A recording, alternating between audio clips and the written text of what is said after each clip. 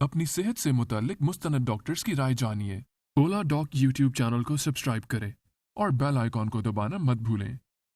मेरा नाम डॉक्टर आमिर सईद है। मैं कंसल्टेंट रोमेटोलॉजिस्ट हूँ। मैंने अपनी ट्रेनिंग MRCP आयरलैंड से की है। उसके बाद मैंने काफ़ी साल काम किया as a consultant rheumatologist Ireland में भी, और लास्ट कुछ ईयर से मैं UK में काम कर रहा था और रिसेंटली मूव किया हूँ पाकिस्तान में। रोमेटोलॉजिस्ट हर तरह की जोड़ों की बीमारियां जिसमें सर्जरी की ज़रूरत नहीं होती उनको डील करता है। उसके अलावा इम्यून सिस्टम जिसके अंदर जोड़ों की बीमारियां, जल्द की बीमारियां आती हैं, वो भी रोमेटोलॉजिस्ट ही देखता है। रोमेटोलॉजिस्ट इसके अलावा एज की वजह से जो जोड़ों की दर्दें आती हैं उनको भी डील करता है, और उसके अलावा हड्डियों की कमज़ोरी जिसको हम ऑस्टियोपीनिया या ऑस्टियोपोरोसिस कहते हैं उनको भी डील करता है। इसके अलावा खून की शरीयानों के अंदर जो सोजिश आती है जिसको हम वैस्कुलाइटिस कहते हैं उसको भी रोमेटोलॉजिस्ट ही देखता है। इसके अलावा एक लंबी लिस्ट है मुख्तलिफ अमराज की जिनको रोमेटोलॉजिस्ट ट्रीट करता है, लेकिन उसको वक्त की कमी के बायस हम सबको डिस्क्राइब नहीं कर सकते। आर्थराइटिस के बारे में एक बात बता दूं, सारी दुनिया के अंदर आर्थराइटिस की टर्म जोड़ों की दर्दों के लिए इस्तेमाल की जाती है। इसकी दो बड़ी वजूहात होती हैं। एक आर्थराइटिस जिसके अंदर सोजिश नहीं आती, जिस तरह उम्र के साथ अगर आपके जोड़ कमज़ोर हो जाएं तो उसकी वजह से जोड़ों की दर्दें आती हैं, उसको भी आर्थराइटिस कहते हैं। दूसरी आर्थराइटिस का दर्द है जो कि किसी ट्रॉमा या हम कहते हैं कि किसी चोट लगने की वजह से होता है। आर्थराइटिस की एक बिल्कुल डिफरेंट किस्म है जिसको हम कहते हैं इन्फ्लामेटरी आर्थराइटिस। उसकी बहुत सारी इकसाम है। ये आर्थराइटिस जो टाइप है इसके अंदर जोड़ों की सोजिश, उनका सुरख होना, उनका बहुत ज़्यादा अकड़ाव में आना, उसके साथ वज़न का गिरना, भूख का कम होना और मुख्तलिफ़ किस्म की अलामात ज़ाहिर होती हैं। इसको हम इन्फ्लामेटरी आर्थराइटिस कहते हैं।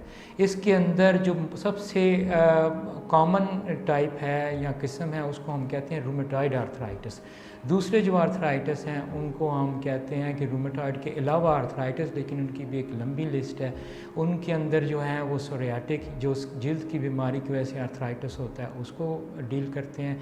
उसके अलावा बैकबोन के अंदर जो पेन आती है ख़ास तौर पे यंग लोगों के अंदर, उसको हम एंक्लोजिंग स्पॉन्डिलाइटिस कहते हैं। बाज़ आर्थराइटिस किसी भी दूसरे इन्फेक्शन की वजह से हो सकता है। मसलन आपका पेट ख़राब हुआ तो आर्थराइटिस हो गया, आपको चेस्ट इन्फेक्शन हुआ आर्थराइटिस हो गया, आपको पेशाब का इन्फेक्शन हुआ आर्थराइटिस हो गया। इसको हम रिएक्टिव आर्थराइटिस कहते हैं। ये भी आर्थराइटिस की एक अगली किस्म है।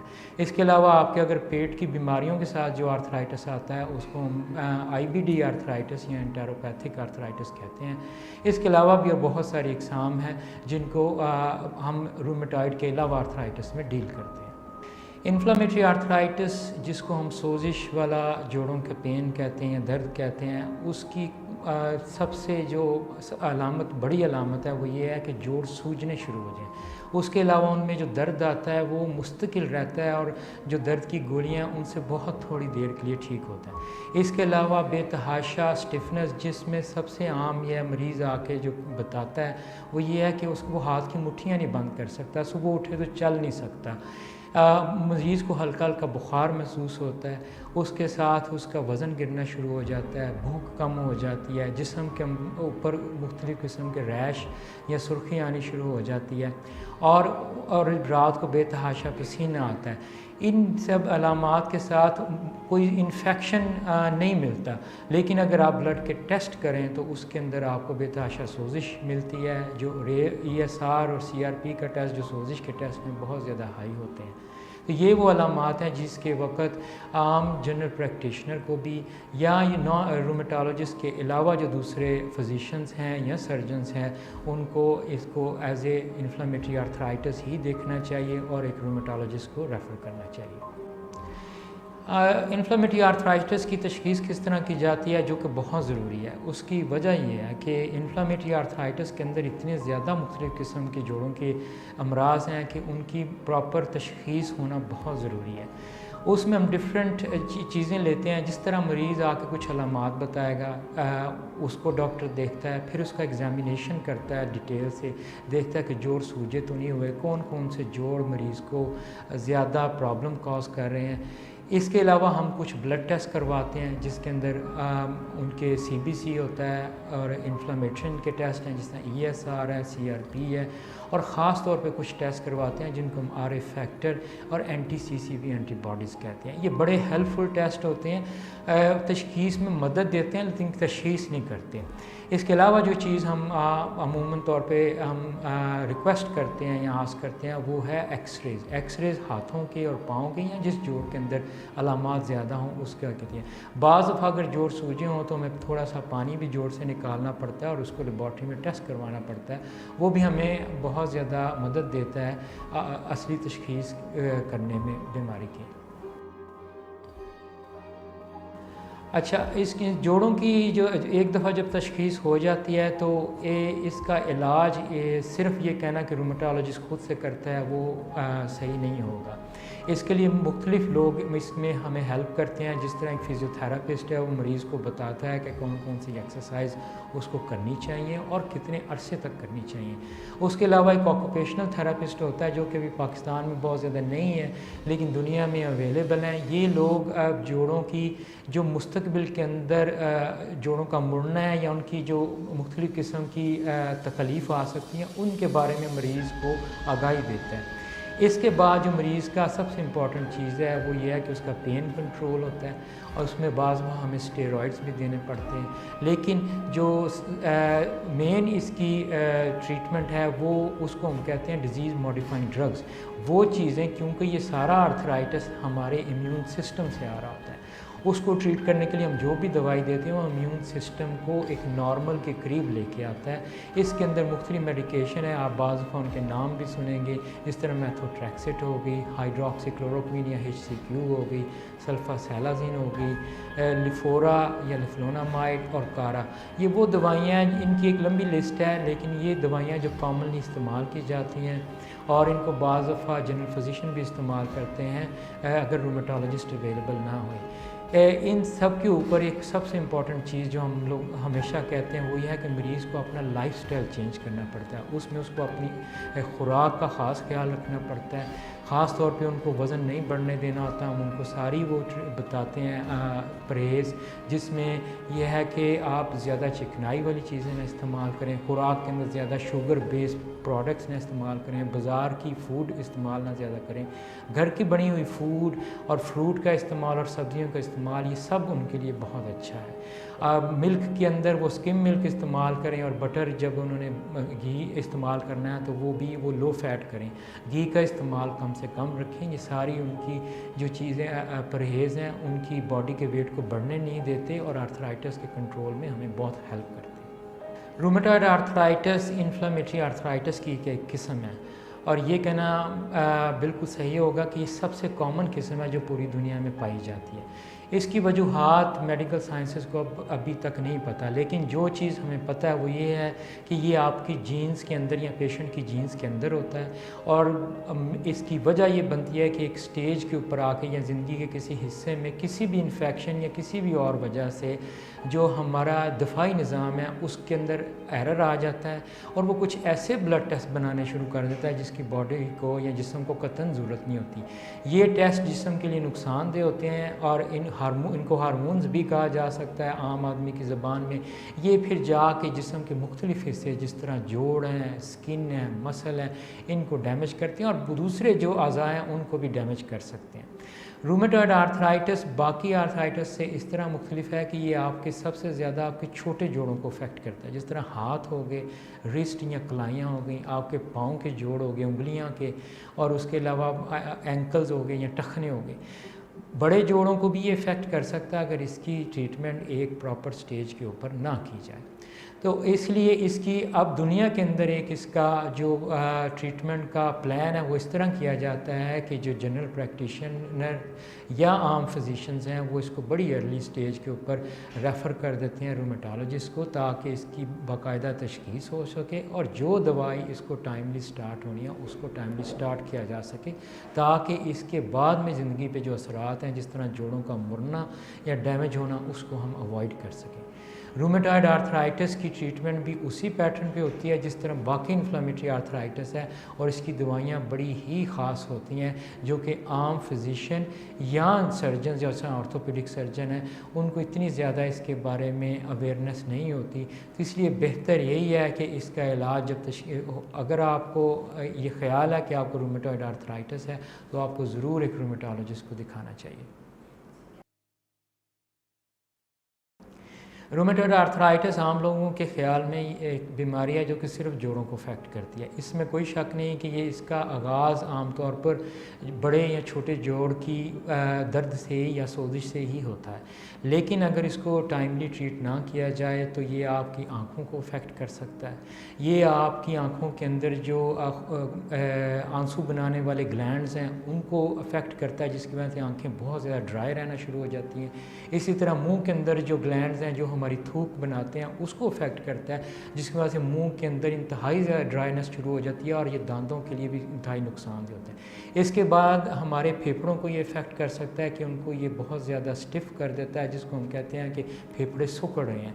ये आपके दिल की शरेयानों को भी इफ़ेक्ट करता है, क्योंकि जिस तरह ये सोजिश जोड़ों के अंदर मौजूद होती है उसी तरह ये सोजिश आपकी खून की शरेयानों के अंदर भी मौजूद होती है। इसके बाद ये आपके जिगर को इफ़ेक्ट कर सकता है, अंतड़ियों को इफ़ेक्ट कर सकता है, मसल जिनके पट्ठों को उनको भी कमज़ोर कर देता है। और सबसे इम्पॉर्टेंट, इसको अगर ट्रीट ना किया जाए ख़ास तौर पर ख़वातीन के अंदर, तो उनके कमर के मोरे और जो कूल्हे के जोड़ हैं उनको कमज़ोर कर देता है, जिसकी वजह से फ्रैक्चर्स और यह हड्डी टूट सकती है।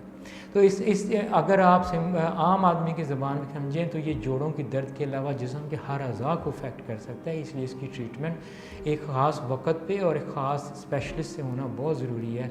इसलिए रूमेटोलॉजिस्ट जो है वो इसको इन सारी चीज़ों को मद्देनज़र रखते हुए अपने मरीज़ को ट्रीट करता है।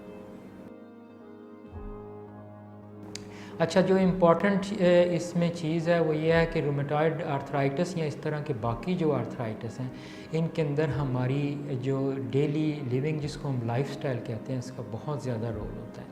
हम लोग किस तरह अपना दिन गुजारते हैं, हमारी फ़िज़िकल एक्टिविटीज़ कितनी हैं, हम लोग अपने वज़न पे कितना ज़्यादा ध्यान देते हैं, ये बहुत ज़रूरी है रूमेटॉइड आर्थराइटिस या इस तरह की जोड़ों की बीमारियों की लंबे अरसे तक ट्रीटमेंट के लिए। मैं हमेशा अपने मरीज़ों को कहता हूं कि उनको अपनी ज़िंदगी के अंदर कुछ मुस्बत चेंजेस ज़रूर लेके आना चाहिए। उसके अंदर यह है कि आप अपने पैटर्न बनाए रोज़ाना का कि आप कितनी देर कोई फ़िज़िकल एक्टिविटी जिसमें आप सिंपल वॉक कर सकते हैं वो ज़रूर करें। अगर आप जिम बेस्ड एक्सरसाइज करना चाहते हैं तो आप वो भी कर सकते हैं। घर के अंदर कोई एक्सरसाइज जिम की मशीन रखना चाहते हैं आप वो भी कर सकते हैं। इसके अलावा अपनी खुराक के अंदर हमें उन सारी चीज़ों को कम से कम करना होता है, जिस तरह फैटी एसिड्स हैं, उनकी फ़ैट वाली जो डाइट है इसके अंदर हमारे एशियंस के अंदर घी वाली जो आइटम्स हैं वो बहुत ज़्यादा उनका इस्तेमाल होता है, उसको हम कम से कम करते हैं। ऑयल्स के अंदर आपका रेपसीड ऑयल हो गया वो आपके लिए बहुत अच्छा है, या दूसरी आप जो ऑयल्स आप इस्तेमाल करते हैं जिनके अंदर ऑलिव ऑयल हो गया वो भी आपके लिए अच्छा है। खुराक के अंदर आपको जो फ़ैट है इसको कम से कम करना होता है, घी कम करना है, बटर को कम करना है, मिल्क जो आप पीते हैं उनका भी अगर आप कर सकें तो मिल्क जो फ़ैट फ्री होता है या स्किम मिल्क होता है उसको इस्तेमाल करें। इसके अलावा आप खाने के अंदर सब्ज़ी, सलाद और फ्रेश फलों का इस्तेमाल ज़्यादा करें। हमारे तो आमतौर पे यहाँ पे ट्रेंड ये है कि लोग कहते हैं कि हम फ्रेश जूस पीते हैं। मकसद फ्रेश जूस पीना नहीं है, मकसद ये है कि आप फल खाएं जिसके अंदर फाइबर है। और एक तो यह है कि आप उसकी कम मिकदार कंज्यूम करेंगे और आपका पेट जो है वो उससे भर जाएगा। दूसरा यह है कि उसमें शुगर का कांटेक्ट कम होता है जो हमने कम करनी है। इसके अलावा जो शुगर बेस्ड आइटम्स हैं इसमें कोल्ड ड्रिंक्स आ जाती हैं, बाज़ार के जूसेस आ जाते हैं, बेकरी है, बाज़ार की दूसरी आइटम्स हैं, फूड हैं, उनको हम डिस्करेज करते हैं। मरीज़ को कहते हैं कि इससे आपने सख्त एहतियात बरतनी है। ये सारे वो लाइफस्टाइल की चेंजेस हैं जो कि एक आर्थराइटिस के मरीज़ को हम लोग पहले दिन ही बताते हैं कि ये उसने करनी है ताकि आर्थराइटिस का कंट्रोल बेहतर से बेहतर किया जा सके और उनकी दवाइयों की मिकदार कम से कम हो मुस्तकबिल के अंदर। अच्छा, जो एक और चीज़ हम डिस्कस करें वो ये है कि आप कौन सी वाली विटामिन्स आपको रिक्वायर होती हैं। उसमें बाज़ लोग समझते हैं कि जी जो दूध और दही है ये सिर्फ वाहिद हल है उसका, ये ऐसा नहीं है। आपको 3 चीज़ें चाहिए, एक विटामिन डी, दूसरा कैल्शियम, तीसरा आयरन। इन सब के जो हम सोर्सेज कहते हैं, जिन चीज़ों के ज़रिए हमें अवेलेबल होता है, वो मुख्तलिफ हैं। विटामिन डी हमारे मुल्क के अंदर जो सूरज है आपका, अप्रैल से लेके एंड ऑफ अगस्त तक उसके अंदर बहुत ज़्यादा होती है, इसलिए हमारा एक्सपोजर उसके साथ होना या बाहर बैठना बहुत ज़रूरी है। यही चीज़ अगर आप विंटर के अंदर लेना या सर्दियों के मौसम में लेना चाहेंगे तो आपको बहुत ज़्यादा देर बैठना पड़ता है बड़ी थोड़ी विटामिन डी को एब्जॉर्ब करने के लिए। विटामिन डी इसके अलावा बहुत ज़्यादा खुराक के अंदर नहीं होती, लेकिन जो ऑयली फ़िश है उसके अंदर ये काफ़ी ज़्यादा मिकदार में पाई जाती है, तो आपको वो ज़्यादा कंज्यूम करनी चाहिए। दूसरी चीज़ जो है वो आपकी कैल्शियम है। कैल्शियम अगर आप अपनी खुराक किसमें, उसमें यह है कि आप अंडा खाएं, आप सोया खाएं, आप दूध लें, आप ब्रेड खाएं, इन सब के अंदर, और या बीन्स खाएं, इन सब के अंदर कैल्शियम काफ़ी ज़्यादा मिकदार के अंदर मौजूद होती है।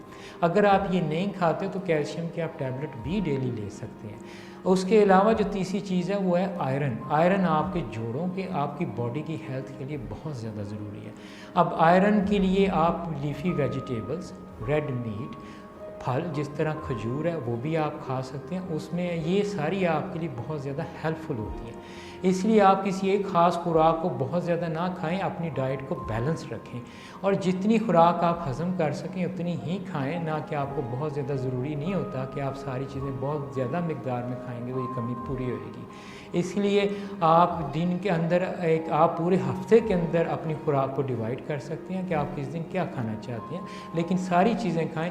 मांस व ये है कि हम बड़े गोश्त के ऊपर, क्योंकि उसके अंदर इंतहाई ज़्यादा फ़ैट का कंपोनेंट होता है, उसके अलावा आप मटन खाना चाहें, मटन पे भी कोई आपको प्रॉब्लम नहीं ज़्यादा होती। आप चिकन खा सकते हैं, आप फ़िश खा सकते हैं, और ये सब के अंदर आपके लिए हाई प्रोटीन्स में मौजूद होती हैं।